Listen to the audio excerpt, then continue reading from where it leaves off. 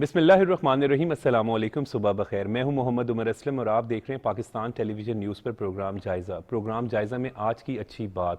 انسان کو خوش رہنے کے لیے پیسوں سے زیادہ مخلص رشتوں کی ضرورت ہوتی ہے، اور جس کے پاس مخلص رشتے ہوں وہ دنیا کا امیر ترین شخص ہوتا ہے۔ پروگرام جائزہ میں آج جن خبروں پر ڈسکشن کی جائے گی وہ آپ سے شیئر کر لیتے ہیں۔ قائد مسلم لیگ نون و سابق وزیر اعظم میاں محمد نواز شریف کی وطن واپسی۔ میاں محمد نواز شریف کی وطن واپسی پر ملکی سیاست پر کیا اثرات ہوں گے، یہ آج پروگرام میں ڈسکشن ہوگی، جبکہ غزہ کی صورتحال پر بھی پروگرام میں جو ہے وہ ڈسکشن ہوگی، اور اسی طریقے سے پروگرام میں سانیہ 9 مئی کے حوالے سے فوجی عدالتوں میں سیویلینز کا ٹرائل شروع ہو گیا ہے۔ ان ٹاپکس پر ڈسکشن کے لیے اسٹوڈیو میں موجود مہمانوں سے آپ کا تعارف کروا دیں۔ مسلم لیگ نون کے سینئر رہنما سابق صوبائی وزیر صحت خواجہ سلمان رفیق ہمارے ساتھ موجود ہیں۔ خواجہ صاحب آپ کا بہت بہت شکریہ۔ بہت شکریہ آپ کا۔ سینئر صحافی تجزیہ کار سلمان غنی صاحب ہمارے ساتھ موجود ہیں۔ سر آپ کا بہت بہت شکریہ ٹائم دینے کا۔ خواجہ سلمان رفیق صاحب، قائد پاکستان مسلم لیگ نون سابق وزیر اعظم میاں محمد نواز شریف کی تقریباً 4 سال کے بعد وطن واپسی۔ مینار پاکستان ہمیشہ سے کہا جاتا تھا آپ کے مخالفین کہ آپ لوگ کبھی بڑھ نہیں سکتے، لیکن بطور صحافی میں نے پی ٹی آئی کا جلسہ بھی کور کیا تھا، اور یہ اس جلسے کے حوالے سے بھی اگر بات کریں تو نہ صرف مینار پاکستان بھر گیا بلکہ سیکریٹریٹ تک گاڑیوں کی لمبی لمبی قطاریں تھیں، لوگ انٹر نہیں ہو سکے، بابو صابو موٹر وے ٹول پلازا پہ ٹریفک جیم ہوئی۔ پھر ایک بہت بڑا، بلکہ اگر لاہور کی تاریخ کا سب سے بڑا پاکستان مسلم لیگ نون کا جلسہ کہا جائے تو وہ غلط نہیں ہوگا، اور لاہور کو بڑی اہمیت حاصل ہے، چاہے شہید ذوالفقار علی بھٹو کی تحریک ہو، چاہے مسلم لیگ نون کی تحریک ہو، جب یہاں سے عروج ملتا ہے تو ہی ملک میں حکمرانی ہوتی ہے۔ سب سے پہلے میں اللہ پاک کا شکر ادا کرتا ہوں کہ اللہ نے ہم سب کو سرخرو کیا۔ ظاہر ہے کہ میاں صاحب کی واپسی سی پورے پاکستان کے جتنے بھی ہمارے کارکن تھے پاکستان مسلم لیگ کے، ان کے لیے ایک انتہائی خوشی کا لمحہ تھا۔ ایک طویل جدوجہد ہے، بالخصوص 2017 کے بعد جب ان کی ایک چلتی حکومت کو، اور چلتی حکومت سے مراد یہ ہے کہ جو حکومت گروتھ کر رہی تھی پاکستان کی معیشت کا، چیزیں تھیں اپنی ایک مناسب قیمت میں تھی، جس سے ایک عام آدمی کا گزارا جو تھا بڑا اچھا ہو رہا تھا۔ اور سیاسی جماعتوں کا موٹو بھی یہی ہونا چاہیے، ظاہر ہے پولیٹیکل جو آپ کی کوشش ہے اس کا فائدہ عام آدمی کو ہونا چاہیے۔ تو 21 اکتوبر کے دن ہمارے لیے بہت اہم دن تھا، جب اس جلسے کا فیصلہ ہوا تو ایک بڑا سخت ٹاسک تھا، لیکن میں سمجھتا ہوں کہ پورے ملک کی جتنی بھی تنظیمیں تھیں، اور بالخصوص اس میں شہباز شریف صاحب کا بڑا ایک اہم کردار تھا، مسلسل میٹنگز کی، مسلسل فالو اپ کیا۔ بی بی مریم نے بہت محنت کی، حمزہ شہباز صاحب نے محنت کی، اور ایک مشترکہ کوشش تھی۔ پھر کوآرڈینیٹرز کا تعین کیا گیا تھا ہر ڈویژن میں سینئر لوگوں کا، جیسے ساتھ بھائی کی ڈیوٹی پنڈی ڈویژن میں تھی، ایاز صادق صاحب بھالپور میں تھے، رانا مشہود گوجرانوالہ میں تھے، خلیل طاہر سندھو ملتان میں، تو مختلف لوگوں کو ڈیوٹیاں لگا دی گئی تھی۔ میرے ذمہ جو تھا، میں میاں نعمان رمضان صدیق بھٹی، ہم فائنانس کو دیکھ رہے تھے، آپ مین اس کو پیسے کٹے، کوئی پنڈال کو دیکھ رہا تھا۔ ظاہر ہے کہ یہ سب نے مل کر ٹیم ورک کے طور پہ کام کرنا تھا، اور جو ہم ٹیمپو بناتے گئے، ہم نے یہ کام کیا، ہم لوگوں میں چلے گئے۔ ہم نے جو ٹارگٹس ہمیں دیے گئے تھے وہ ٹارگٹ آسان نہیں تھے، لیکن ہم بغیر محنت کے بھی ان کو بعض لوگ حاصل کر سکتے تھے، لیکن ضرورت اس عمر کی تھی کہ عام آدمی اس جلسے میں آئے، تاکہ جو ایک میسیج ہے میاں محمد نواز شریف کا اور مسلم لیگ کا وہ عام آدمی تک پہنچے۔ تو ہم نے کوشش یہ کی کہ جو آخری 2-2.5 ہفتے تھے نا، ہم نے ڈیلی 3-3 4-4 5-5 6-6 جلسے کورم میٹنگز کی، 50 لوگوں کو بھی ہم نے تقریر کی، 100 پہ بھی کی، 300 پہ بھی کی، 500 بھی کی، اور پھر ہزاروں کے جلسے بھی ہم نے کیے، اور یہ پھر پورے ملک میں سلسلہ شروع ہو گیا۔ اور آپ دیکھیں کہ جلسے سے چند دن پہلے ہمیں اس چیز کا احساس ہو گیا تھا کہ جلسہ جو ہے یہ ایک بہت بڑا جلسہ ہوگا، کامیاب جلسہ ہوگا۔ میں ایک جلسہ دیکھا تھا یہیں مینار پاکستان میں، محمد خان جیجو صاحب جو میاں نواز شریف صاحب نے کروایا تھا، اور اس میں غلام حیدر مرحوم کا بہت ایک اہم وائٹل رول تھا، بہت بڑا جلسہ تھا مسلم لیگ کا۔ میں سمجھتا ہوں کہ یہ جلسہ جو ہے اس نے اس کو بیٹ کیا ہے، اور یہ واقعی پاکستان مسلم لیگ نون کی تاریخ ہے۔ میں نے بی بی شہید کا بھی دیکھا ہے، جو ان کا استقبال، اس کے بھی میں نے سارا ایک سیاسی ناقد کے طور پہ یا مخالف کے طور پہ، لیکن بی بی واپس تشریف لا رہی تھی، ان کے پیچھے بھی گزارا ایک بہت بڑا، تو لوگوں نے میں سمجھتا ہوں کہ بڑا جوگ در جوگ اس میں شرکت کی ہے۔ اور سب سے اہم بات یہ ہے کہ ورکرز ووٹرز بھی ہمارے نکلے، لیکن عام آدمی بھی جلسہ کو سنا ہے، لیکن کیونکہ لوگوں کو ایک جو ہمارا سروے کے مطابق 4 کروڑ لوگوں نے سنا ہے، 4 کروڑ سے زائد لوگوں نے، جو مختلف چینل سے ان تک پہنچ رہا تھا، کیونکہ وہ ایک بیسیکلی ایک مدبر کی واپسی تھی۔ پاکستان آج ایک گنا ذرا کے مشکلات میں گھرا ہوا ہے، اور لوگوں کو ایک امید، اور جو ہمارا موٹو تھا امید سے یقین تک، اس کا مطلب تھا کہ امیدیں بنتی ہیں ٹوٹتی ہیں، یقین نہیں ٹوٹتا، اور پاک سر زمین تک۔ پاک سر زمین ظاہر ہے کہ ایک زمین پاک ہے، یہ لاکھوں شہیدوں کے لوگوں کے خون سے یہ پاک ہوئی ہے، اور اس کے لیے ہماری ماؤں بہنوں بیٹیوں نے اپنی عصمتیں قربان کی ہیں۔ تو اس پاک سر زمین آج جس حالات میں معیشت میں بالخصوص ہے، ہم سمجھتے ہیں کہ اس میں پاکستان مسلم لیگ نون کو، اس کی قیادت کو ایک اہم کردار کی ضرورت ہے. جی. خدا نے ہمیں سرخرو کی ہے اور جلسے کی کامیابی سے ظاہر ہے کہ ہمارا ورکر، ہمارا ووٹر بڑا پرجوش ہے. جی. اور آئندہ آنے والے دن ہیں اس میں اس جلسے کی وجہ سے ظاہر ہے کہ ہمیں اس کا بالکل فائدہ ہوگا، پولیٹیکل فائدہ ہوگا اور ہر لحاظ سے ہمیں اس کا فائدہ ہوگا. سلمان غنی صاحب، سر آپ اس جلسے کو کیسے دیکھتے ہیں؟ میاں محمد نواز شریف کی خصوصاً تقریر کے حوالے سے بھی اگر بات کی جائے تو ان کا کہنا تھا کہ ہمارا بیانیہ موٹر وے ہے، اورنج لائن ہے. بیانیہ بھی انہوں نے ایک طرف دے دیا کہ انہوں نے کہا جو ملک میں فلاحی کام ہوئے ہیں وہ ہمارا بیانیہ ہے. دیکھیں عمر، ایک تو یہ کہ یہ مقام تاریخی ہے، یہ مقام جدوجہد کی علامت ہے، ہماری آزادی کی علامت ہے. اور میں نے بھی مینار پاکستان پہ جتنے بڑے جلسے ہوئے سارے اٹینڈ کیے ہیں. جی. جس کیفیت میں نواز شریف صاحب آ رہے تھے اس میں ان پہ لوڈ تھا 16 ماہ کی حکومت کا بھی، اور یہی وجہ تھی کہ مسلم لیگ نون پریشان تھی. لیکن یہ درست کہا خواجہ سلمان رفیق صاحب نے کہ یہ چیلنج ہم نے قبول کیا تھا. دیکھیں آپ جب کمپیریزن کرتے ہیں تو نواز شریف صاحب کے حوالے سے لوگوں کا ایک سافٹ کارنر ہے. وہ اس لیے ہے کہ ان کی 3 حکومتیں لوگ دیکھتے ہیں، اور اس وقت ان کا محور جو ہوتا تھا عام آدمی تھا. اور یہ بات درست کی گئی ہے. میں تو اکثر یہ بات کہتا ہوں کہ 2017 میں ایک چلتی ہوئی حکومت اس لیے کہ ایک امید اور آس تھی کہ ایٹمی دھماکوں کے نتیجے میں پاکستان خود انحصاری کی منزل پہ پہنچ گیا. ہمارے دشمن کو اب جرت نہیں ہے کہ وہ پاکستان پہ بری آنکھ ڈال کے دیکھے. اس نے ایک کوشش کی تھی بالا کوٹ میں، 24 گھنٹے کے اندر پاکستان کی ایئر فورس نے ایسا جواب دیا تھا کہ وہ دوبارہ یہ غلطی نہیں دہرائیں گے.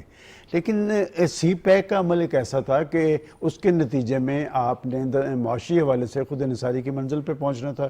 اور میں آج بھی پوری یکسوئی سے، جیسے آپ سامنے بیٹھے ہیں، میں اس وقت بھی کہتا تھا، آج بھی کہتا ہوں کہ نواز شریف صاحب کو اقتدار سے نکالنے کا مقصد صرف یہ دراصل سی پیک کی اور آئی ایم ایف کی لڑائی تھی. ہمارے دشمن کو پتا تھا، کچھ علاقائی فورسز، کہ پاکستان ان سے چھوٹا ملک ہے لیکن پاکستان کی اہمیت بڑھ رہی تھی. اور اگر سی پیک اس کی اسپرٹ کے مطابق پایہ تکمیل کو پہنچتا تو آج ہم معاشی گرداب میں نہ پھنسے ہوتے. اور دوسری بات کہ نواز شریف صاحب کا وہاں پر جو خطاب تھا وہ بڑا امپورٹنٹ تھا. انہوں نے ایک نئے دور کا آغاز کرنے کی بات کی ہے. دیکھیں پاکستان مسلم لیگ نون کے وہ قائد ہیں، ان کی سیاست کے حوالے سے 2 آراء ہو سکتی ہیں، لیکن جب کسی شخص کا ہم تجزیہ کرتے ہیں نا، اس کا ماضی کا سارا کیریئر بھی سامنے رکھا جاتا ہے. اور ان کے دور کے اندر امید آسی خاص طور پہ روزگار کے موقع پیدا ہونے کی امید تھی. پھر عمر آپ کو یاد ہوگا کہ 2011 میں پاکستان کے اندر 18 گھنٹے کی لوڈ شیڈنگ ہوتی تھی. اور میں ہمیشہ کہتا ہوں کہ جب شہباز شریف کے اوپر نواز شریف کی سرپرستی ہوتی ہے تو پھر شہباز سپیڈ بنتی ہے. اور اس وقت آپ کے یہ نئے جو بجلی گھر لگائے گئے اور کس رفتار سے لگے. اور پھر مجھے یاد پڑتا ہے کہ جب پی ٹی آئی کی گورنمنٹ آئی تو انہوں نے 2 چیزوں کو ٹارگٹ کیا. ایک تو انہوں نے کہا کہ سی پیک کو معطل کر دیں 1 سال کے لیے، اس لیے کہ سی پیک ہضم نہیں ہو رہا تھا کچھ فورسز کو. دوسری انہوں نے بات کی، ان پہ الزام کیا لگایا کہ یہ بجلی زیادہ بنا گئے ہیں. تو میں سمجھتا ہوں کہ یہ بہت بڑا اعتراف تھا کہ جی بجلی میں خود کفیل ہو گئے. اب بات یہ کہ ان کا خطاب میرے نزدیک زیادہ امپورٹنٹ ہے. اور مجھے یاد پڑتا ہے کہ ہماری لائیو ٹرانسمیشن چل رہی تھی تو سب لوگ سمجھ رہے تھے کہ نواز شریف صاحب ایک لکھی ہوئی تقریر پڑھیں گے. میرے سے انہوں نے پوچھا، میں نے کہا کہ جس نواز شریف کو میں جانتا ہوں وہ ہو سکتا ہے کہ وہ نکات لے کے آئے ہوں لیکن وہ لوگوں سے دل کی بات کریں گے. دل کی بات انہوں نے کر دی. اور بات کیا کی ہے؟ انہوں نے کہا کہ ایک نئے دور کا آغاز کرنا ہے. اور میں سمجھتا ہوں آپ کا کویسچن یہ ہے کہ اس کے پاکستان کی سیاست پر کیا اثرات ہوں گے. مجھے نہیں پتا کہ وہ پرائم منسٹر بنیں گے یا نہیں بنیں گے. ایک بڑا رول، چونکہ وہ پاکستان کے سینئر سیاستدان ہیں، 3 دفعہ پرائم منسٹر بن چکے ہیں، پاکستان کو ایٹمی طاقت سے ہمکنار کر چکے ہیں، ان کو ایک بڑا کردار ادا کرنے کی ضرورت ہے. رات میرے سے کسی نے پوچھا کہ جی وہ پیپلز پارٹی والے ان پہ بڑی شدید تنقید کر رہے ہیں. میں نے کہا کہ ان سے یہ پوچھیں جو بھی تنقید کر رہے ہیں، کل کو آپ ان کے ساتھ تو نہیں ملیں گے. میں آج بھی سمجھتا ہوں کہ نواز شریف صاحب ایک بڑا کردار ادا کرنے کی صلاحیت رکھتے ہیں. اور وہ صلاحیت کیا ہے کہ پاکستان کی پولیٹیکل فورسز کو کسی ڈائیلاگ پہ لانا پڑے گا اگر پاکستان نے آگے کی طرف جانا ہے. تقریر کی بات کر رہے تھے تو تقریر کا آغاز ہی جو تھا وہ بڑا جذباتی تھا. جب انہوں نے کہا کہ میں جب گھر آتا تھا اپنی والدہ سے جو ہے ملاقات ہوتی تھی، وہ استقبال کرتی تھی. اہلیہ کا بھی ذکر کیا کہ کن حالات میں، اور پھر وہ جو انہوں نے بتایا جو تقریر میں اگر آپ سنا کہ میں خود اس کے پولیس والے کے پاس گیا کہ میری فون پر دیکھیں بات کرا عمر، دیں یہ اور جو بات ماں نہیں کر. کا رشتہ ہوتا ہے نا، یہ بڑا سینسٹیو رشتہ ہوتا ہے. یہ دعاؤں کی ایک مشین ہوتی ہے. وہ کہتے ہیں نا کہ یہی تو دعا ہوتی ہے اوس تو ٹھنڈی چھانی لبدی دوجی واری مانی لبدی،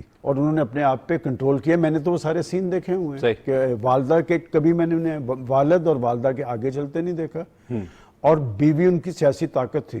میاں یہ نواز زیادہ سلمان صاحب بتا سکتے ہیں کہ جب نواز شریف صاحب لاہور میں الیکشن لڑتے تھے وہ خود نہیں اپنے حلقے میں جاتے تھے، کہ بیگم کلثوم نواز کا جتنا احترام میں نے لوگوں میں اور سیاسی مخالفین میں دیکھا ہے شاید ہی پاکستان میں کسی کو نصیب ہو. لیکن میں پھر یہ بات کہوں گا کہ نواز شریف صاحب کو آج کی ان کی صورتحال اصل میں ایک طاقت بڑا بھی یہ کہتے کردار ہیں کہ ادا والدہ کرنے اور کی ان ضرورت کی ہے. اہلیہ جو ہے میاں نواز شریف صاحب کی ہمیشہ اصل طاقت جو ہے وہ وہی کنسیڈر ہوتی رہی. جی میں یہی بات آپ کو بتا رہا ہوں. میں نے تو یہ ان کے جس جگہ آپ بیٹھے ہیں یہ بھی ان کا حلقہ تھا کہ بات یہ کہ کلثوم نواز صاحبہ ان کی سیاسی طاقت تھی. بلکہ اب آپ نے جب ذکر چھیڑ دیا تو میں ہمیشہ کہتا ہوں کہ پاکستان کی سیاست کا بڑا المیہ یہ ہے کہ پاکستان کی سیاست پہ یا سیاستدانوں پہ جب بڑا مشکل وقت آتا ہے تو مردانہ وار رول جو ہے وہ خواتین ادا کرتی ہیں. بلکہ آپ کی دلچسپی کے لیے دیکھیں فاطمہ جناح کب نکلی تھی، اس کے بعد پیپلز پارٹی میں برا وقت آیا تو نصرت بھٹو صاحبہ، پھر بے نظیر بھٹو، اور جب پاکستان مسلم لیگ نون کی لیڈرشپ پہ بہت برا وقت آیا تو بیگم کلثوم نواز نکلی. اور پھر بڑی معذرت کے ساتھ سلمان صاحب کہ جب یہاں پر پی ٹی آئی کی گورنمنٹ بنی تو لوگ بڑے ڈرے ہوئے تھے. نواز شریف صاحب کو نااہل قرار دے دیا گیا تھا. اس کیفیت میں مریم نواز صاحبہ مریم نکلی. نواز اور آخری بات شاید آپ ہضم نہ کر پائیں، اب بھی علیمہ خان نکلیں گی. جی اچھا سر، اس وقت اگر ہم جلسے کے حوالے سے اگر ہم بات کر رہے ہیں، جوش و جذبہ، کیونکہ آپ اس پنڈال میں نے آپ کو دیکھا تھا، ہم وہیں پر موجود بھی تھے رپورٹنگ کے لیے، آپ وہاں پر اپنی ظاہری بات ہے وہاں پر لوگوں کو لے کر آئے تھے بڑی تعداد میں. اس جوش و جذبے کو کیسے دیکھ رہے ہیں سلمان رفیق صاحب، کیونکہ یہ ایک الیکشن کیمپین بھی آپ کا آغاز ہو چکا ہے، مینار پاکستان بڑھنا ٹارگٹ پورا ہو گیا، میاں محمد نواز شریف کی ایک بڑی زبردست تقریر بھی ہو گئی، لوگوں نے اس کو سنا بھی. اب آگے اس جلسے کے حوالے سے اگر ہم بات کریں تو کیسے دیکھیں میری جو قیادت ہے، میری جو جماعت ہے وہ ایک تجربہ کار جماعت ہے. جلسے کے کئی مقاصد تھے، ہم نے جو اس کا عددی حوالے سے، فکری حوالے سے، فلسفی کے حوالے سے اور نظریاتی حوالے سے اور ایک تنظیمی حوالے سے جو ورکر چارج ہو گئے ہیں، وہ ورکر ہمارے چارج ہو گئے ہیں. اس جلسے میں آپ کو بتاؤں ہمیں 2-3-4 دن پہلے احساس ہونا شروع ہو گیا تھا کہ جلسہ بہت غیر معمولی ہے، کیونکہ لوگ جس تعداد میں ہمارے پاس آ رہے تھے، ہم گلی محلوں میں جا رہے تھے، جس تعداد میں ہمیں نظر آ رہا تھا کہ لوگ آئیں گے. تو یہ ایک سیاسی کارکن کا ایک تجربہ ہوتا ہے، اس کا ایک اپنا انالیسس ہوتا ہے. ہمیں سمجھ آ گیا تھا کہ جلسہ بہت بڑا ہوگا، لیکن اتنا بڑا ہوگا ظاہر ہے کہ وہ جب تک آپ دیکھ نہ لیں آپ ایک 100% یقین اس پہ نہیں کر سکتے. صحیح. میں سمجھتا ہوں کہ جو ان کی تقریر تھی، جو سلمان بھائی نے گفتگو کیا، میں اسی کو آگے بڑھاؤں گا.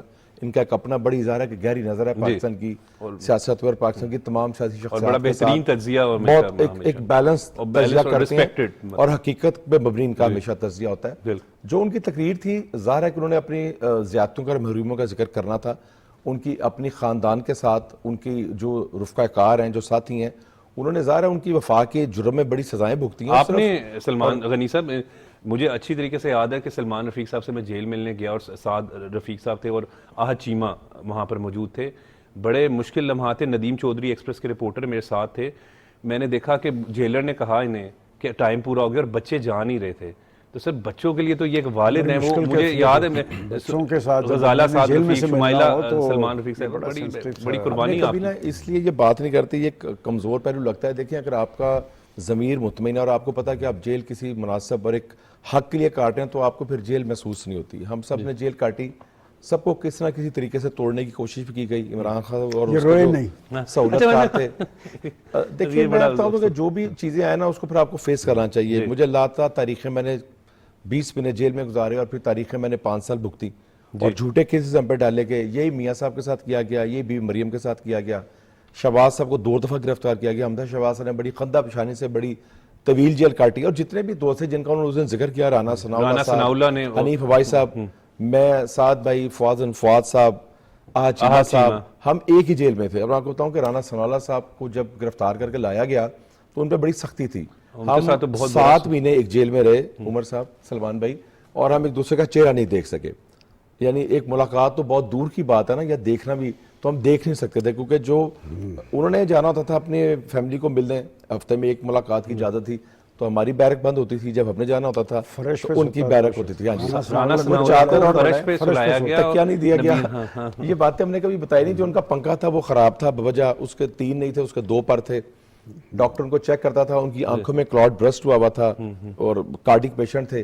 تو وہ رانا صاحب رانا ثناءاللہ صاحب کی, تو یہ وہ ہے جس حالات میں بلڈ پریشر مجھے سلمان بھائی وہ یاد ہے, کیونکہ میں آپ لوگوں سے جیل ملنے آتا رہا ان دنوں میں, بطور صحافی کوریج کر رہے ہوتے تھے, تو اندر کی باتیں ظاہری بات ہمارا ہوتا تھا. تو مجھے یاد ہے رانا ثناءاللہ کے ساتھ تو ان کو کھانا نہیں دینا, مسز نبیلہ رانا ثناءاللہ کے ساتھ انتہائی بدتمیزی, اور جو ہے ان کی ایک بڑی قربان, وہ جو خواتین کے کردار کی بات کر رہے ہیں نا, انہوں نے بڑی جرأت کے ساتھ رانا صاحب کی جو بڑی جرأت کے ساتھ ساری چیز کو فیس کیا.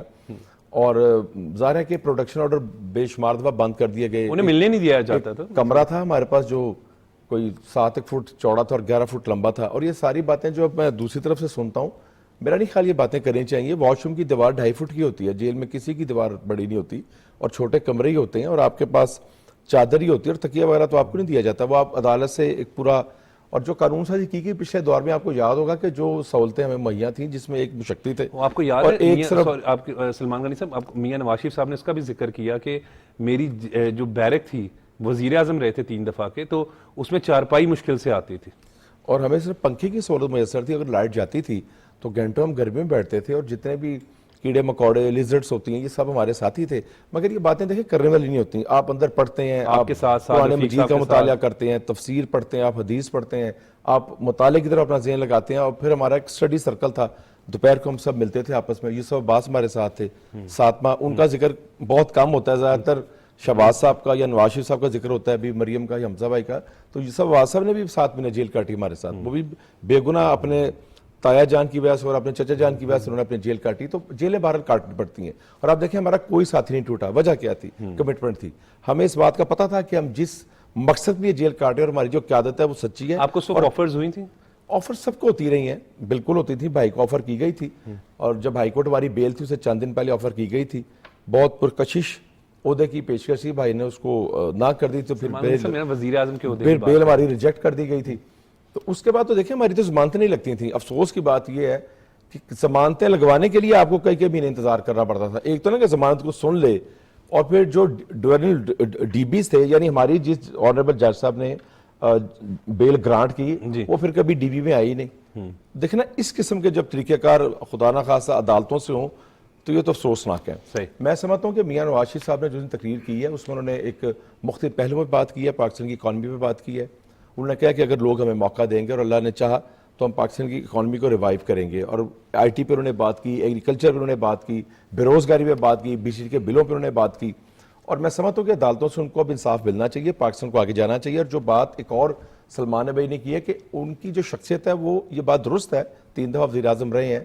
شہباز صاحب کو اللہ نے وزیر اعظم کا موقع دیا تو اس گھر میں 4 دفعہ وزارتیں اس میں آئی ہیں. تو انہوں نے یہ بات بھی یہ کی ہے کہ تمام سیاسی جماعتوں کو, آئینی اداروں کو مل کے چلنا چاہیے, کیونکہ پاکستان اس وقت کسی بھی لڑائی جھگڑے کا متحمل نہیں ہو سکتا. پھر انہوں نے ایک اور بات کی, انہوں نے اپنے نوجوانوں کو اور ورکروں کو جو پیغام دیا محبت کا, جگانت کا, یہ بڑی امپورٹنٹ بات تھی. دیکھیں ہمیں جو افسوس ہے اپنی دوسری سیاسی جماعت اور دوسرے جو سیاسی قائد پہ, جو میرا ان سے وجہ ایک اناد ہے, اور وہ اناد کی وجہ کیا ہے, جو انہوں نے لوگوں کو نفرت کے ٹیکے لگائے. دیکھیں معاشرے نفرتوں سے تباہ ہو جاتے ہیں اور معاشرے محبتوں سے چلتے ہیں. آپ نے اپنی یوتھ کو جھوٹ بول کے, غلط بیانی کر کے ایسی چیزیں فیڈ کی جن کا حقیقت سے کوئی تعلق نہیں تھا. اور یہی وجہ ہے کہ جب آپ کو موقع ملا 4 سال تو آپ نے ساری لٹیا ڈبو دی. آپ نے پنجاب میں ایک ایسے شخص کو بٹھا دیا جن کو بالکل کام کا تجربہ نہیں تھا, اور جن کی ایک ہی چیز پہ فوکس تھا, وہ فوکس تھا ٹرانسفر پوسٹنگ اور دوسرے کاموں پہ تھا. ظاہر ہے چونکہ کیس عدالتوں میں ہم نے بہت زیادہ میں بات نہیں کرتا, تو آپ کی گورننس ایک بیڈ گورننس تھی. آپ کی بیڈ گورننس کی وجہ سے پاکستان کی معیشت تباہ ہو چکی ہے. حالانکہ 15 ماہ کی جو پی ڈی ایم کی حکومت تھی, سے بدلہ لینا مقصود بڑی زیادتی تھی. یعنی شہباز شریف متحرک ایک شخصیت کے بعد آپ ایک ایسے صاحب کو لا دیتے ہیں جن کو ظاہر کام کا تجربہ نہیں ہے, اور پھر ڈی سٹیبل ہر وقت چیزوں کو کیا گیا. آپ شعبہ صحت دیکھ لیں, اس کو تباہ برباد کر دیا گیا. کینسر کے پیشنٹ ہمیشہ سڑکوں پہ رہتے تھے. ایجوکیشن کے سلمان بھی اس پہ بات کریں گے. وقت ہو رہا ہے بریک کا, بریک کے بعد آتے ہیں تو پھر اس پر مزید بات کی جائے گی.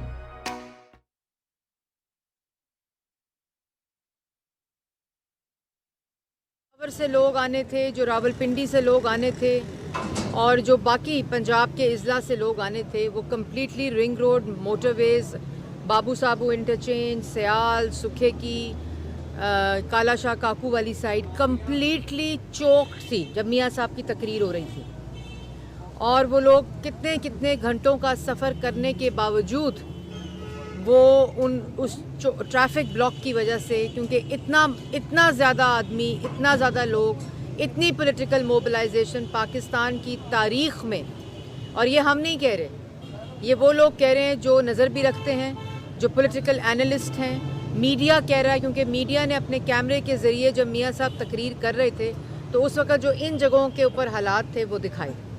تو میں سب کا شکریہ ادا کرتی ہوں کہ انہوں نے محمد نواز شریف صاحب کا ایسا استقبال کیا اور یہ پیغام دیا ہے، پورے پاکستان نے یہ پیغام دیا ہے. گلگت بلتستان سے لوگ آئے ہوئے تھے، آزاد کشمیر سے لوگ آئے ہوئے تھے، اسی طرح اسلام آباد سے لوگ آئے ہوئے تھے، بلوچستان سے 2 دن کا سفر کر کے لوگ آئے، سندھ سے لوگ آئے، خیبر پختونخوا سے لوگ آئے. مطلب اس قسم کا استقبال کرنے پہ میں پورے پاکستان کو مبارکباد پیش کرتی ہوں، ان کا شکریہ ادا کرتی ہوں. اور عورتیں 9 گھنٹے جلوسوں میں پھنسی رہیں، اور جو پوری ایک کیرنگ کیپیسٹی ہوتی ہے سڑکوں کی، اس سے زیادہ لوگ جو تھے وہ الحمدللہ موبلائز تھے. اور یہ اس چیز کی نشاندہی کرتا ہے کہ آج بھی پاکستان کو یہ یقین ہے، پاکستانی عوام کو یہ یقین ہے کہ آج کی مشکلات میں گھرا پاکستان صرف اور صرف محمد نواز شریف صاحب اللہ تعالیٰ کے فضل سے، اللہ تعالیٰ کے کرم سے، اللہ کی برکت سے صرف محمد نواز شریف صاحب نکال سکتے ہیں. اور وہ اس لیے، جیسا کہ انہوں نے اپنی تقریر میں کہا، کہ وہ اس لیے کہ 2017 میں مہنگائی نہیں تھی ملک میں، بجلی کے بل نہیں تھے اس طرح کے، بجلی مہنگی نہیں تھی، گیس مہنگی نہیں تھی، آٹا چینی مہنگی نہیں تھی، روٹی مہنگی نہیں تھی، عوام کے پاس روزگار تھی، سی پیک تھا، ڈیولپمنٹ تھی، موٹر ویز تھے، بجلی کے منصوبے تھے، لوڈ شیڈنگ ختم تھی، دہشت گردی ختم تھی، پوری دنیا میں پاکستان کا ایک وقار تھا. یہی باتیں انہوں نے کی. تو پھر کیا ہوا؟ سازشیں کر کے، جھوٹے الزامات کر کے، پروپیگنڈا کر کے، ریاستی مشینری کو استعمال کر کے ایک شخص کو نکالنے کی خاطر ملک سے خوشحالی اور ترقی نکال دی. کیوں؟ آج جب ایک شخص بجلی کا بل لیتا ہے تو اس کے پاس 2017 کا بھی بجلی کا بل ہے جو میاں صاحب نے دکھایا تھا. آج اگر روٹی 20 روپے کی دیتا ہے تو 2017 میں وہ 5 روپے کی روٹی بھی لیتا تھا. آج اگر گیس کی لوڈ شیڈنگ ہوتی ہے، گیس نہیں ملتی، تو یہ تمام وہ چیزیں جو پاکستان کی عوام جانتی ہے. اور یہی وہ وجہ ہے کہ سب کچھ جانتے ہوئے میاں صاحب کا استقبال پاکستان اس لیے کرنے نکلا کیونکہ آج بھی آخری امید پاکستان کی عوام کو محمد نواز شریف سے، اور پاکستان میں ترقی کے منصوبے، پاکستان کا معمار اور پاکستان کی خدمت کرنے والا واپس آیا. اس کا استقبال کر کے پاکستان کی عوام نے یہ پیغام دیا ہے کہ ان کو آج خوشحالی کی ضرورت ہے، اتحاد کی ضرورت ہے، ترقی کی ضرورت ہے، مہنگائی میں کمی کی ضرورت ہے. آج نوجوان کو روزگار کی ضرورت ہے. نوجوان کے ہاتھ میں پیٹرول بم دینے کی نواز شریف نے بات نہیں کی، نوجوان کے ہاتھ میں روزگار دینے کی نواز شریف نے بات کی ہے.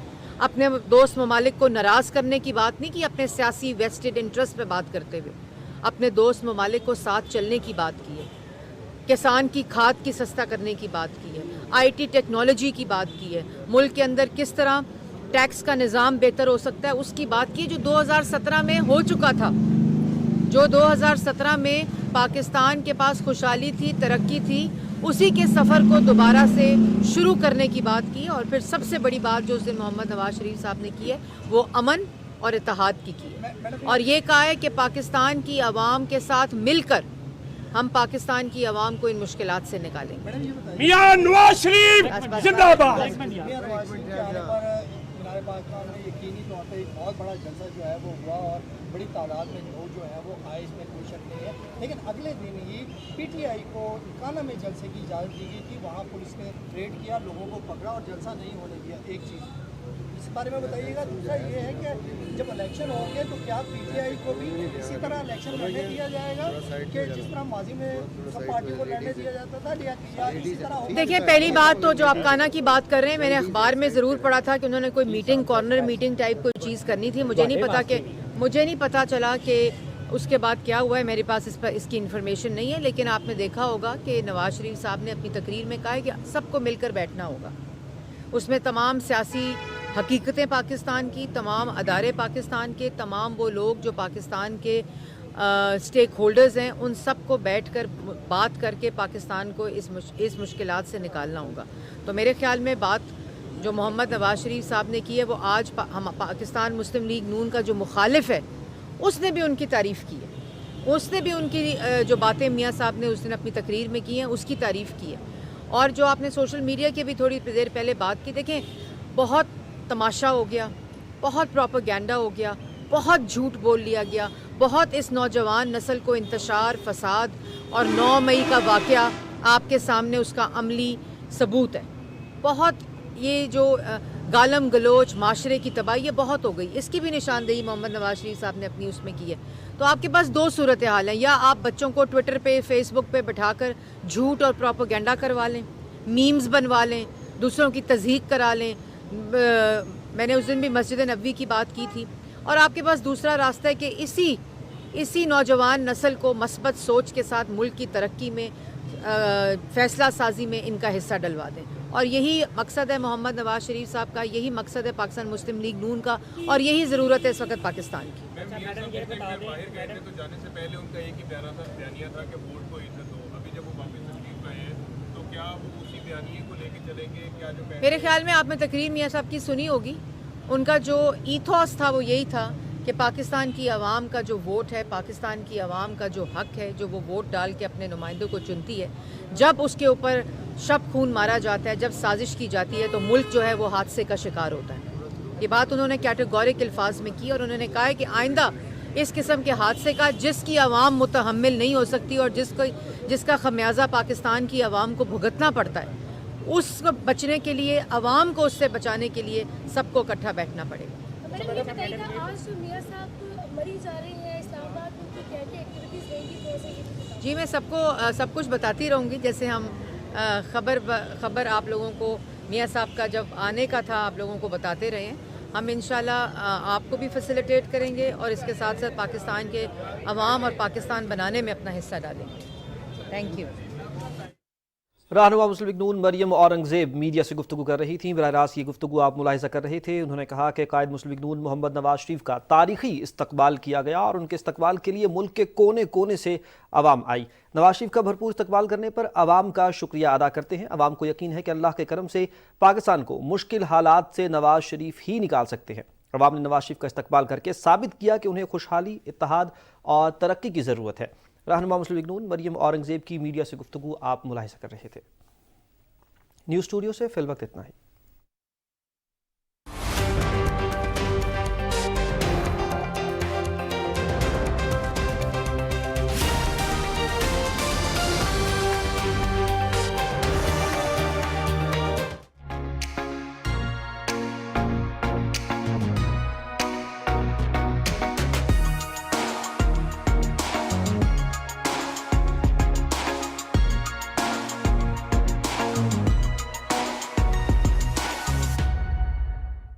سلمان غنی صاحب, مینار پاکستان نہ صرف بھرا بلکہ سیکریٹریٹ اور ایم یو کالج تک ایک طرف گاڑیوں کی لمبی قطاریں, پھر بابو صابو جو چوک ہو گیا, موٹر وے چوک ہو گیا, کئی جو ہے وہ جو جلوس جو لیگی رہنما لے کر آ رہے تھے وہ پہنچ نہیں سکے. پی ٹی آئی کو ایک بڑا زوم تھا اور ہمیشہ دعویٰ کرتے تھے, کہتے تھے کہ نون لیگ جو ہے وہ جلسہ گاہ بھر کے دکھائے. وہ جلسہ گاہ نہ صرف بھری بلکہ لوگوں نے تقریر بھی سنی. اور میاں محمد نواز شریف, اور خصوصاً میں یہاں پہ شہباز شریف کا ذکر کرنا, جو اس طرح انہوں نے وزیر اعظم نواز شریف کے نعرے لگائے, کیونکہ آپ بہت اچھی طریقے سے جو ہے نون لیگ کی جو قیادت ہے ان سے کی سیاست کو سمجھتے ہیں, کیسے دیکھ رہے ہیں اب اس دیکھیں عمر, ہمیں میرا خیال ایشوز کی طرف جانا ہے. اس پہ کوئی دو رائے نہیں کہ ایک کامیاب جلسہ کیا ہے, مشکل صورتحال میں کیا ہے, اپنے پارٹی ورکر کو متحرک کیا ہے اور عوام کو ایک میسج دیا ہے. ابھی جو خواجہ سلمان رفیق صاحب ذکر کر رہے تھے مشکلات کا, مقدمات کا, صوبتوں کا, میرا خیال ہے پاکستان میں سے اب بدلے کی سیاست اور دائروں کے سفر سے نکلنا چاہیے. بے شک. اور یہی بات نواز شریف صاحب نے کہی ہے کہ ایک نئے دور کا آغاز کریں, اور یہ کام وہ کر سکتے ہیں. بات یہ کہ آج کا پاکستان جو ہے ہماری کشتی منجدار میں پھنسی ہوئی ہے. کریڈٹ اسے ہی ملے گا جو یہاں سے نکلے گا. دیکھیں یہ ملک یہ امن کا, محبت کا, بھائی چارے کا گہوارہ تھا. آخر انہوں نے ایک اور بڑی ٹچی بات کی ہے کہ پاکستان کا نوجوان، حضرت اقبال نوجوانوں کے شاعر تھے، وہ تو کہتے تھے محبت مجھے ان جوانوں سے ہے ستاروں پہ جو ڈالتے. آپ کی نوجوان نسل بڑی ذہین ہے جی بالکل، انہوں نے وہ دیکھیں، آپ دنیا کی سیاسی تاریخ اٹھا کے دیکھیں، نوجوان ملکوں اور معاشروں کو آگے لے کے جاتے ہیں. آپ نے ان میں نفرت پیدا کر دی ہے، آپ نے عداوت پیدا کر دی ہے، آپ نے تناؤ، ٹکراؤ، الزام تراشی. بھائی ایک وقت تھا کہ پاکستان کے سیاستدانوں کی ایک عزت و تکریم تھی. صحیح. دیکھیں یہ بیٹھے یہاں پر، یہ خانوادے کی ساری تاریخ اٹھا کے دیکھ لیں، یہ صرف مسلم لیگ ہی نہیں ہے، ان کا مسئلہ پاکستانیت بھی ہے، پاکستان بھی ہے، نظریہ ہے پاکستان. اور مجھے اچھا لگا کہ جب خواجہ سعد رفیق نے وہاں پر فلسطین اور کشمیر کے حوالے سے ریزولوشن پیش کی، انہوں نے مذمت کی. اور اسرائیل کی مذمت کرنا ضروری ہے، صرف فلسطینیوں سے یکجہتی کا اظہار نہیں ضروری، اس لیے کہ ظلم، بربریت اور کیسے ایکسپوز ہو رہے ہیں. بہرحال آپ نے اس ایشو پہ آگے بات کرنی ہے، لیکن میں یہ سمجھتا ہوں کہ آج کی پاکستان کی سیاست کا بڑا مسئلہ یہ ہے کہ آپ نے اصل سیاست ہے وہ بحال کرنی ہے، اور آگے انتخابات آ رہے ہیں اور پولیٹیکل پارٹیز کو اپنے پروگرام پیش کرنے چاہیے، منشور پیش کرنے چاہیے. لوگ مسائل کی آگ میں جل رہے ہیں، اور جمہوریت جو ہوتی ہے وہ ڈیلیور کرنے کا نام ہے. جمہوریت صرف اقتدار میں آنے کا نام نہیں کہ آپ مسند اقتدار پہ پہنچ کے آپ اپنے منشور کو بلا بیٹھے. آپ جب نواز شریف اور شہباز شریف کی سیاست دیکھیں، میں نے سب کی سیاست دیکھی ہے، ایک لوڈ ہوتا ہے، وہ یہ جو شریف لیڈرشپ ہے یہ لوڈ لیتی تھی. میں نے ہمیشہ مثال دی ہے، 2017 بھی کل کی بات ہے کہ ڈالر آپ کا 104 کا تھا، آٹا آپ کا 35 روپے کلو تھا، چینی 50 روپے کلو تھی، اور پیٹرول آپ کا 68 روپے پر لیٹر تھا. کیا وجہ تھی؟ دیکھیں ہم درست بات کرتے نہیں ہیں کہ چلتے پاکستان کو کسی نے تو پٹڑی سے اکھاڑا پاکستان میں سے، ایجنڈا دشمن کا تھا. میں نے آپ کو بتایا یہ سی پیک کی لڑائی تھی جی.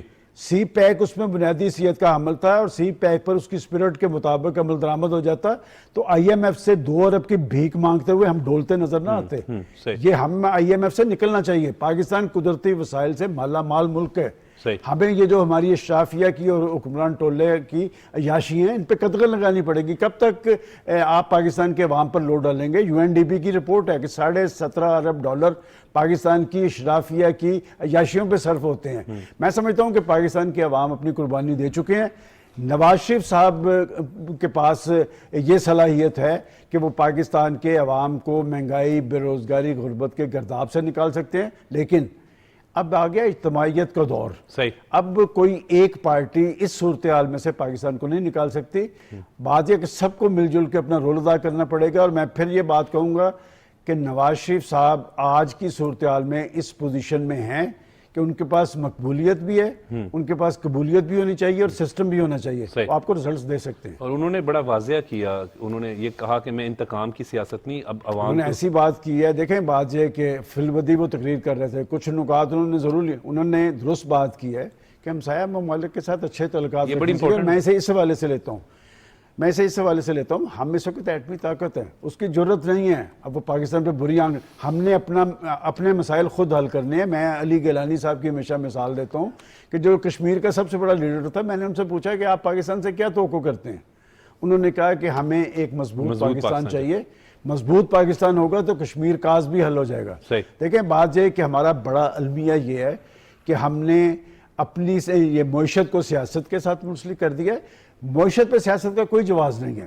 دیکھیں سیاست ڈیموکریسی ڈیلیور کرنے کا نام ہے، اور پاکستان کی معیشت پر سیاست کا یہ جو 10-12 سال سے سلسلہ شروع ہوا ہے، ایک الزام تراشی، اس نے سب سے زیادہ نقصان پہنچایا ہے. یہاں پر بیٹھ کے لوگ تبدیلی سرکار کے نام پہ آتے ہیں. بھئی آپ ڈیلیور کرتے، آپ نے یہاں پر ایسی نفرت کی سیاست متعارف کروائی ہے جس کے اثرات نیچے تک ہوئے ہیں. میں پوچھتا ہوں خالد صاحب اس کا جواب دے سکتے ہیں کہ جو سیاست ہوتی ہے، سیاستدان جو ہوتا ہے وہ اپنے ملکوں اور معاشروں میں اتحاد اور یکجہتی کی بات کرتا ہے، وہ انتشار اور خلفشار پیدا نہیں کرتا.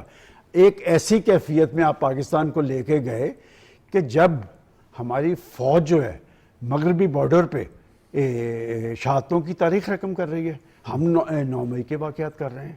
بدخل دشمن کو یہ ضرورت نہیں ہو سکتی تھی جو ہم نے اپنا نقصان خود کیا ہے. تو آج کے پاکستان کی سب سے بڑی ضرورت اتحاد ہے، یکجہتی ہے، ترقی ہے، خوشحالی ہے، اور خاص طور پہ سب سے بڑا چیلنج پاکستان کا معاشی چیلنج ہے، اور معاشی گرداب سے نکلنے کا بہترین طریقہ یہ ہے کہ پاکستان کے سیاستدان سر جوڑ کے بیٹھیں، اس زمانے بھر کی نگاہوں میں معتبر ہوں گے وہ فیصلے جو محبت کی میز پر ہوں گے۔ بالکل بالکل درست ہے۔ اور خواجہ سلمان رفیق صاحب، سلمان غنی صاحب بھی آپ کی طرح جذباتی سلمان بھی بھائی نے اتنی تفصیل سے بات کی، کسی سوال جواب کی تو کسر رہ نہیں گئی، لیکن میں انہی کی بات کو اگر آپ کی اجازت آگے بڑھاؤں گا۔ سلمان بھائی نے جو گفتگو کی ہے بنیادی طور پہ میرا خیال ہے کہ یہ ایک جو تقریر کی تھی میاں صاحب نے، یہ اس کی مکمل طور پہ غمازی کر رہی ہے، چونکہ سلمان بھی ایک پیٹریوٹ بھی ہیں، محب وطن بھی ہیں، اور پاکستان میں جتنے محب وطن ہیں وہ لڑائی جھگڑا نہیں چاہتے۔ میں آپ کو بتاؤں، دیکھیں بدقسمتی سے میں بات اس لیے کرنی پڑتی ہے، آج میں اپنے ملک کا کیس پیش کریں گے کہ آپ کو ملک کرپٹ ملک ہے، بھئی کرپشن ہے تو اس میں اکاؤنٹیبلٹی کرنی چاہیے نا۔ جب آپ اپنے سیاسی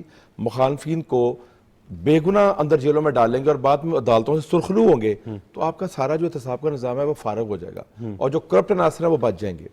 اور جو سلمان بھی نے گفتگو کی ہے، بالکل پاکستان کو ایک مدبر کی ضرورت ہے، ہم اللہ کا شکر ادا کرتے ہیں بحیثیت مسلم لیگی کے، اور وہی میاں نواز شریف صاحب کی کہ میاں صاحب کی واپسی سے جو اصل چیز ہے، دیکھیں بی بی شہید کا پاکستان کی ایک وہ بہت بڑی سیاستدان رہی ہیں، ان کا دنیا سے جانا بھی ایک بہت بڑا میں سمجھتا ہوں گیپ تھا، اس گیپ کی وجہ سے بعض ایسے عناصر آگے جنہوں نے جھوٹ کی بنیاد پر اور سہولتکاری کی بنیاد پہ پولیٹکس کی، اور بچوں میں دیکھیں لوگوں نے حرمین شریفین میں معاف نہیں کیا بدقسمتی سے، یعنی مدینہ منورہ میں جو کیا گیا، جو خانہ کعبہ میں کیا گیا، تو خدا کی ذات اوپر بیٹھی ہے۔ وہ تو یقین کریں سوچ کے اس دن تقریر کا جو سب سے اچھا پہلو تھا جو انہوں نے اپنے ورکر کو میسیج دیا، وہ میسیج محبت کا تھا، جگانگت کا تھا۔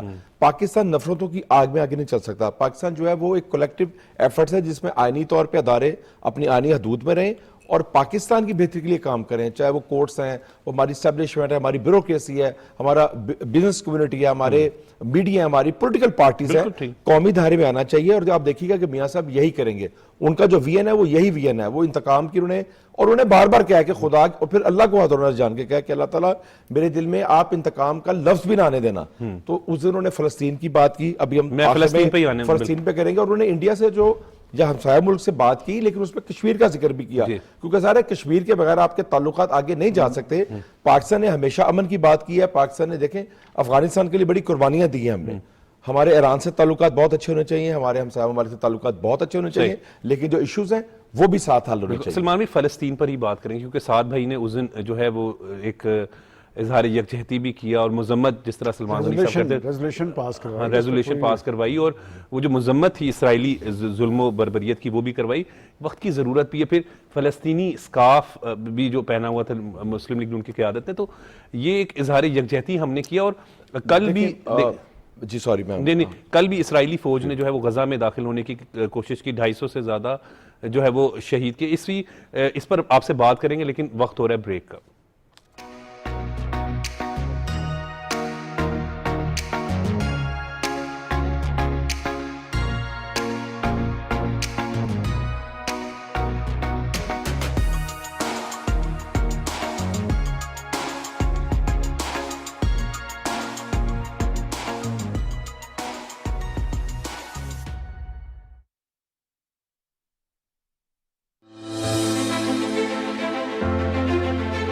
मार्का तुहाडा वोट एक अमानत है ते सोहने पाकिस्तान दी जमानत है। जल्दी जल्दी अपने वोट दर्ज कराओ ते अपने जिम्मेवार शहरी होने दा सबूत दिओ।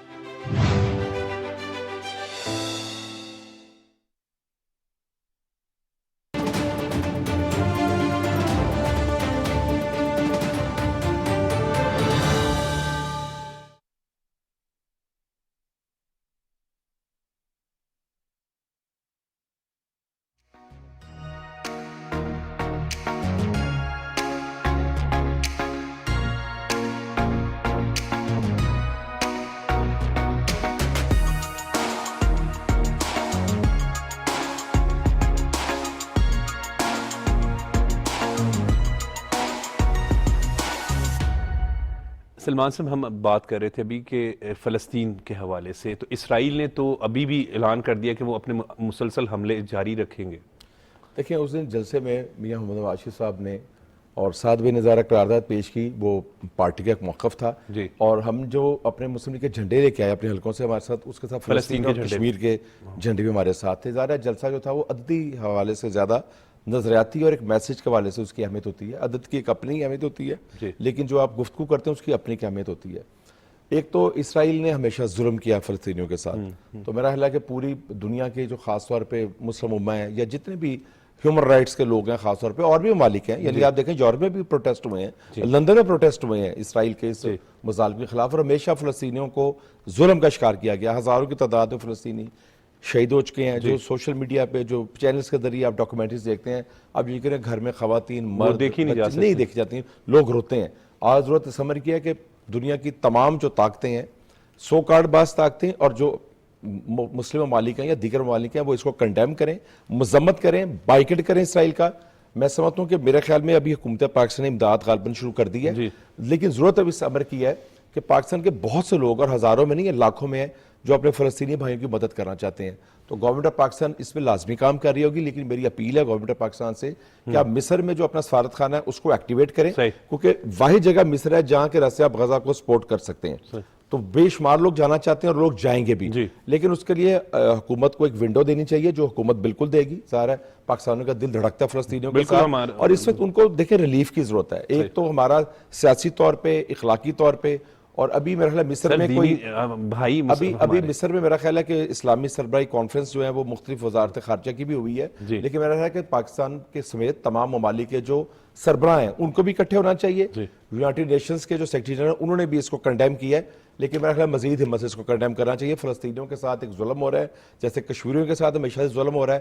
اس کے لیے ہمیں اپنی بھرپور بات کرنی چاہیے، اور یہ سیاست سے بالا تر ہو کے بات کرنی چاہیے. بالکل، اس پہ تو کوئی جو ہے جماعت کی بات نہیں ہوتی، ہم تو اس پہ بڑے جذباتی لوگ ہیں. میرا خیال ہے کہ اسلامی آپ بھی چونکہ مختلف چینلز پہ جاتے ہیں، انہوں آپ بھی ہمیں اس بات میں گورنمنٹس بھی اپیل کرنی چاہیے. گورنمنٹ کر رہی ہوگی، بالکل کر رہی ہے، اس میں اکیلی گورنمنٹ کچھ نہیں کر سکتی. نگران وزیر اعظم نے بڑا واضح کیا کہ ہم ان کے ساتھ ہیں، کلیئر موقف ہے حکومت کا. لیکن میرا خیال ہے کہ تمام پاکستان کے جو بزنس مین ہیں، ٹریڈرز ہیں، اشرافیہ ہیں، وہ اس میں مدد کرنا چاہتے ہیں، اس کا ہمیں راستہ دینا بہت ضروری ہے. بالکل یہ ٹھیک کہہ رہے ہیں. مدد واقعی بزنس مینز کا میں نے دیکھا ہے کہ جذبہ لوگوں میں، لوگ جانا چاہتے ہیں. سر لوگ واقعی جانا بھی چاہتے ہیں سلمان غنی صاحب، اور اگر ہم پاکستانیوں کی ترجمانی کریں تو وہاں پہ ان کے دل بھی دھڑکتے ہیں، اور وہ اس سے سارے افسردہ بھی ہیں. اور وہ ویڈیوز جب آتی ہیں، اس میں جو بڑی بات ہے نا وہ یہ ہے کہ ہمارے ہاں مغرب جو ہے وہ انسانیت کی بات کرتا تھا، انسانی حقوق. ہم کہتے تھے جی وہ بڑے ٹچی ہیں.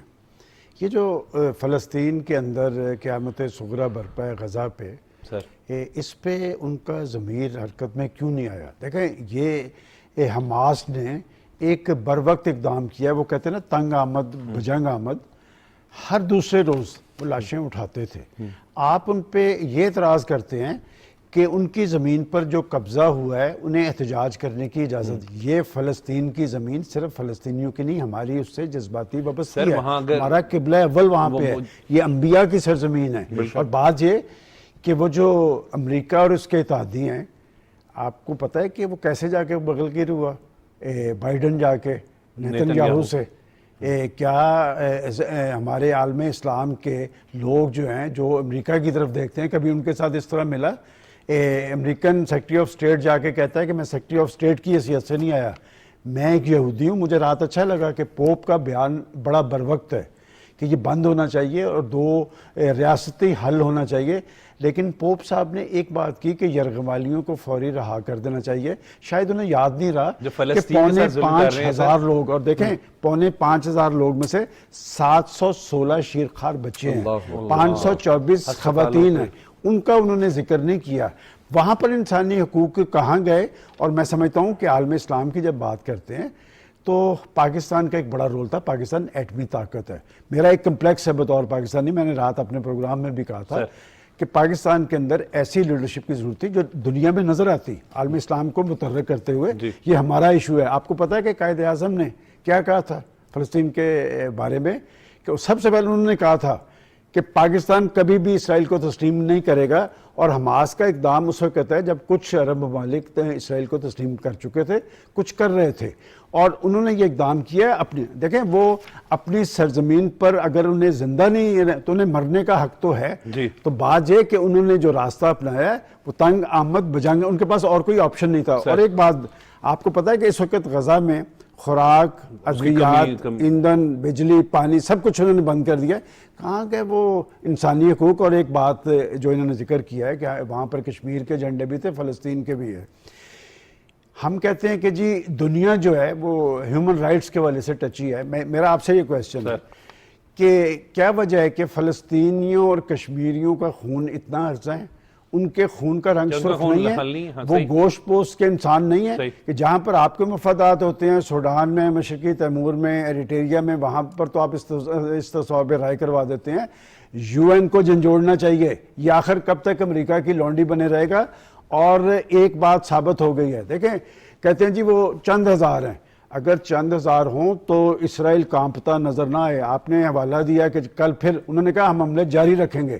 انہیں شیرباد ہے, عالم کفر کی شیرباد, اگر عالم کفر کی شیرباد انہیں حاصل ہے تو عالم اسلام کہاں پر کھڑا ہے؟ تو بات یہ کہ ان کی جدوجہد اس لیے ختم نہیں ہوگی کہ جس قوم کے اندر آزادی کا, حریت کا, کشمیر کے اندر کیا 10 لاکھ فوج وہاں پر انڈیا نے رکھ کے وہاں پر اپنا تسلط قائم کر لیا. وہ جب مودی کہتا تھا کہ جی کشمیر ہمارا اٹوٹ رنگ ہے, کشمیریوں نے اپنی جدوجہد کے ذریعے شہادتوں کی تاریخ رقم کر کے ان کا انگ انگ توڑ کے رکھ دیا ہے. کوئی ایسا دن نہیں آتا کہ وہاں پر مقبوضہ کشمیر کے اندر آزادی کشمیر کا نعرہ نہ لگتا ہو. میں سمجھتا ہوں کہ دنیا کو اپنی آنکھیں کھولنی چاہیے. ایک کریڈٹ مہذب دنیا کو ضرور دینا چاہیے کہ امریکہ اسرائیل کے ساتھ کھڑا ہے. نیو یارک میں, لندن میں, کینیڈا میں بڑے بڑے مظاہرے ہو رہے ہیں, اور وہ مظاہرے وہ مسلمان نہیں ہیں, وہاں اس کے اندر یہودی بھی موجود ہیں. انسانیت کی بات کر رہے ہیں. لیکن عمر, کیا پاکستان کے اندر پاکستان کے عوام اور پاکستان کی پولیٹیکل پارٹیز کو بھی ایک یکجہتی کا اظہار ہی نہیں؟ انہوں نے خواجہ سلمان رفیق صاحب نے درست بات کی ہے. آج ضرورت ہے ان کی مدد کرنے کی. دیکھیں ہم ان کی کوئی مدد نہیں کر سکتے, یہ چیز ہمارے پاس موجود ہے. ہم اپنا رد عمل دے سکتے ہیں, ان کی خوراک ادویات کا بندوبست کر سکتے ہیں. اور پاکستان کا ایک بہت بڑا کریڈٹ ہے, بہت بڑا کریڈٹ ہے کہ چیریٹی میں پاکستان کا کوئی جواب نہیں. پاکستان ہمیشہ عالم اسلام کے ساتھ کھڑا رہا ہے, عالم اسلام کے ایشوز کو اپنے ایشو سمجھتا رہا ہے, اور پاکستان کے لوگوں نے کبھی کسی کو مایوس نہیں کیا. میں سمجھتا ہوں حکومت اپنی سطح پہ کر رہی ہے, الخدمت بھی کر رہی ہے, اور تنظیمیں بھی ہیں. ہم جو کر سکتے ہیں ہمیں کرنا چاہیے. اور پاکستان کے بارے میں ایک اور بات کہتا ہوں, کتنا بھی کرائسس آ جائے نا, یہاں پر قحط سالی, فاقہ کشی, کچھ بھی ہمیں بچایا تھا زراعت نے.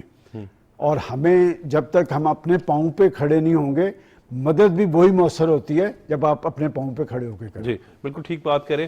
اور خواجہ سلمان رفیق صاحب, ہم ابھی بات کریں تو جب وہ فلسطینیوں کو شہید کیا جا رہا تھا تو بطور پاکستانی میں اچھی طریقے سے جانتا ہوں, چاہے یہ ہمارے کیمرہ مین, ہمارے جو اسٹاف دیگر ہے, چاہے سلمان رفیق صاحب ہیں, چاہے سلمان غنی صاحب ہیں, عمر اسلم ہے, کوئی بھی ہے, جتنے دیکھنے والے لوگ ہیں انہیں ایسا محسوس ہوتا ہے کہ ہمارے گھر سے ہمارا کوئی بہن بھائی کو کوئی شہید کر دیا گیا ہے.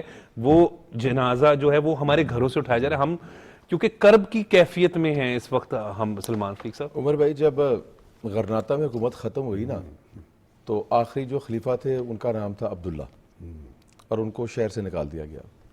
تو دور جا کے انہوں نے اپنے محل کو دیکھا تو ان کی آنکھوں میں آنسو آ گئے. تو ان کی والدہ نے وہاں پہ ان کو کہا کہ کمزور حکومتیں اور کمزور معاشرے جو ہوتے ہیں نا, اب آنسو بہانے کا کوئی فائدہ نہیں ہے.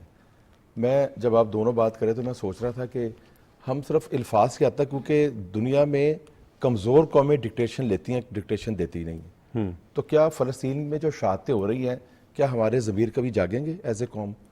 ہمیں کبھی اپنے گریبانوں میں خود بھی تو جھانکنا چاہیے نا. ہم نے 76 سال میں اس ملک کے ساتھ کیا کیا ہے؟ ہم صرف ایک الزام تراشی کرتے ہیں. میں کہتا ہوں آپ غلط ہیں, آپ کہتے ہیں میں غلط ہوں. میں نے کبھی اپنی غلطی تسلیم کی؟ کیا اتنی بڑی شہادتوں کے بعد, کشمیر میں شہادتوں کے بعد, ایز اے انفرادی قوم, ایز اے اجتماعیت ہمارے اندر کوئی جو کھا رہا ہے پیسے وہ چھوڑ دے گا؟ کیا لوگ اعمال اپنے ٹھیک کر لیں گے؟